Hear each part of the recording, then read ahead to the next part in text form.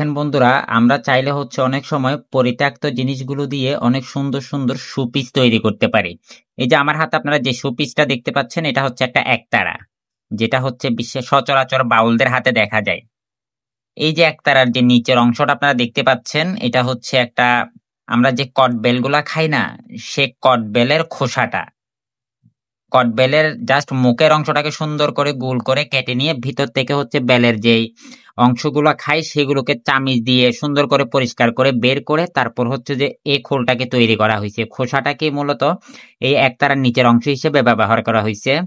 Even যে এই যে দুই পাশে একটা কাঠি দেখতেছেন, এই যে দুই পাশে যে একটা কাঠি দেখতেছেন, এটা অনেক শিল্পীরা আছে না, যারা আপনার রং তুলি দিয়ে আঁকে, সে তুলির যে অংশটা থাকে, কাঠের অংশটা থাকে, এটা সেই তুলির কাঠের অংশটা, একটা নষ্ট তুলি থেকেই মূলত কাঠের অংশটাকে সংগ্রহ করা হয়েছে। ইভেন আপনার এই যে চারপাশে যে কারুকাজটা আপনারা দেখতে পাচ্ছেন, এই যে এখানে একটা মানে ফিতার মতো বসানো হয়েছে, এটা কোনো ফিতা নয়, এটা আমরা অনেক সময় কতগুলা কাপড়ের যে হেডফোন গুলা ব্যবহার করি, সে একটা নষ্ট হেডফোন, এটা সেই একটা নষ্ট হেডফোনের লতাকে এভাবে এখানে সুন্দর করে ডিজাইনিং করে বসানো হয়েছে। আর এই যে উপরে দেখতেছেন একটা সুই, এটা একটা মেশিনের নিডেল। আর এটা কতগুলো কাঠের পুঁতি থাকে না, অনেক মেয়েরা গলায় দেয় পুঁতির মালা, এটা সে পুঁতির মালার একটা কাঠের পুঁতি।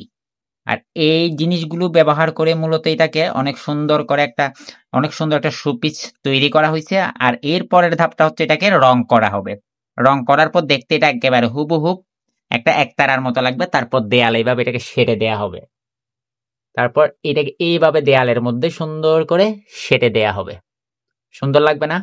দেখেন, একেবারে হুবহুব একতারার মতো হয়েছে। তারপর দেয়ালে এইভাবে সেটে দেবে এটাকে। ভিডিওটা কেমন হলো, শোপিসটা কেমন হলো, অবশ্যই কমেন্ট করে জানিয়ে যাবেন।